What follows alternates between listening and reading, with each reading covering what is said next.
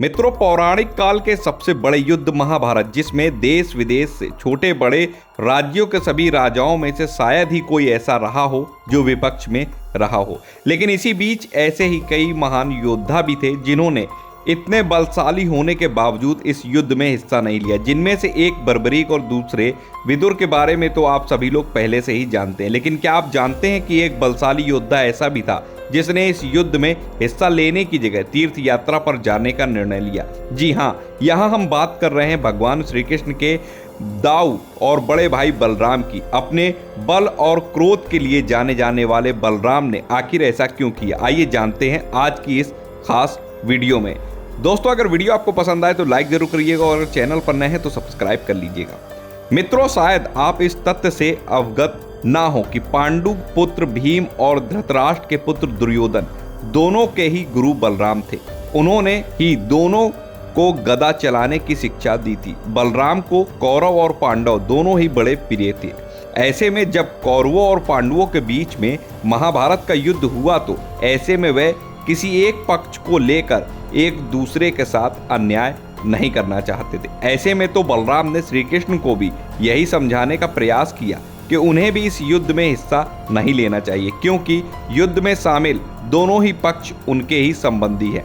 यही नहीं, बलराम ने तो दुर्योधन को पहले ही वचन दे दिया था कि महाभारत के युद्ध में वे श्री कृष्ण दोनों ही शस्त्र नहीं उठाएंगे।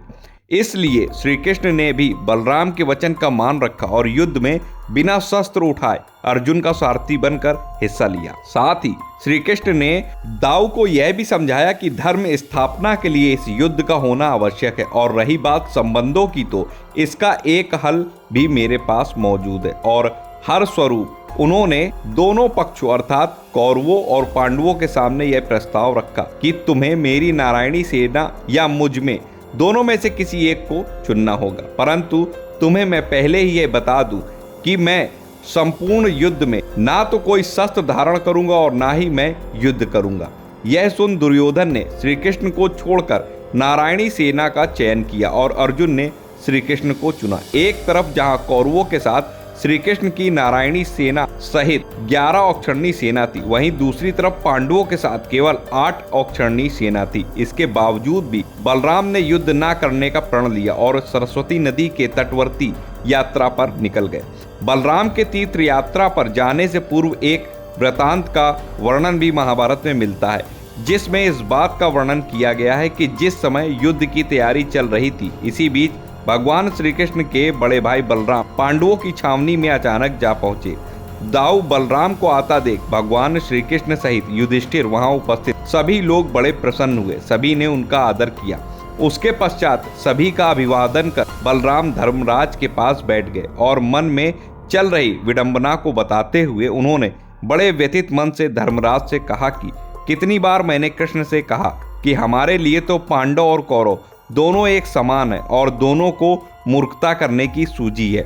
इसमें हमें बीच में पड़ने की कोई आवश्यकता नहीं। पर कृष्ण ने मेरी एक न मानी। कृष्ण का अर्जुन के प्रति इतना ज्यादा स्नेह है कि वे कौरवों के विपक्ष में खड़े हैं। इसलिए दोनों कुरुवंशियों को आपस में लड़ता हुआ मैं नहीं देख सकता। इसलिए मैं तीर्थ यात्रा पर जा रहा। इस प्रकार एक तरफ इतिहास का सबसे बड़ा महायुद्ध चल रहा था, वहीं दूसरी तरफ इस काल के इतने बड़े महायोद्धा बलराम अपनी तीर्थ यात्रा कर रहे थे। कहा जाता है कि जब बलराम तीर्थ यात्रा से लौटे तब महाभारत का युद्ध अपने अंतिम चरण पर था और कुरुक्षेत्र की रणभूमि में दुर्योधन के बीच और भीम के बीच युद्ध चल रहा था। इस दौरान भीम ने श्री कृष्ण के इशारे पर दुर्योधन की जंघा पर वार किया और गांधारी पुत्र दुर्योधन वहीं गिर गए। दुर्योधन को पराजित होता देख बलराम क्रोधित हो उठे और कहने लगे, श्री कृष्ण राजा दुर्योधन मेरे समान बलवान थे। गदा युद्ध में उनकी समानता करने वाला और कोई नहीं था। छल पूर्वक यह अन्याय करके केवल दुर्योधन को नहीं गिराया गया बल्कि मेरा भी अपमान किया गया। इतना कहकर महाबली बलराम अपना हल उठाकर भीम की तरफ दौड़े और उन्हें सजा देने की बात करने लगे। बलराम को इतना क्रोधित देख श्री कृष्ण ने बीच बचाव किया और दाऊ और बलराम को याद दिलाया कि धर्म और अधर्म के बीच युद्ध लड़ा जा रहा था। अब आपने इस समय की इस चुनौती को स्वीकार नहीं किया। अब ऐसे में युद्ध के आखिरी चरण में आकर आपका युद्ध के नतीजे को प्रभावित करना उचित नहीं। भगवान श्री कृष्ण के मुख से ऐसे वचन सुनकर बलराम जी शांत हो गए, परंतु उनके मन को अभी भी संतोष नहीं हुआ और वह सबके सामने अपना रोष प्रकट करते हुए बोले, राजा दुर्योधन का अधर्म पूर्वक वध करने वाले पांडुपुत्र भीम से को इस संसार में कपट पूर्वक युद्ध करने वाले योद्धा के नाम से जाना जाएगा, जबकि दुर्योधन जिसने सरलता से युद्ध किया और इस अवस्था में मर गया उसे सनातन सद्गति प्राप्त होगी। ऐसा कहकर वे वहां से चले गए। यह घटना बलराम के हृदय में दुर्योधन के प्रति स्नेह को दर्शाती है। अंततः निहत्थे होते हुए भी भगवान श्री कृष्ण ने पांडवों को विजय दिलवा दी। इस प्रकार भगवान श्री कृष्ण ने एक तरफ तो दाऊ बलराम के वचन का मान रखा और इसके साथ ही युद्ध में हिस्सा लिया। यह होना स्वाभाविक भी था, क्योंकि जहां पर धर्म की बात आती है वहां पर श्री कृष्ण धर्म को सर्वोपरि रखते हुए हमेशा धर्म के साथ खड़े हुए नजर आए हैं, फिर चाहे सामने उनका कोई अपना ही क्यों ना हो। मित्रों, संभवतः आप इस महायुद्ध में बलराम के भाग ना लेने का कारण जान चुके होंगे। अगर वीडियो आपको पसंद आया हो तो लाइक करिएगा, चैनल पर नए हैं सब्सक्राइब कर लीजिए, कमेंट में जय श्री कृष्णा जरूर लिखिए। मिलता हूँ अगले वीडियो में नई जानकारी के साथ, तब तक राधा वल्लभ श्री हरवंश।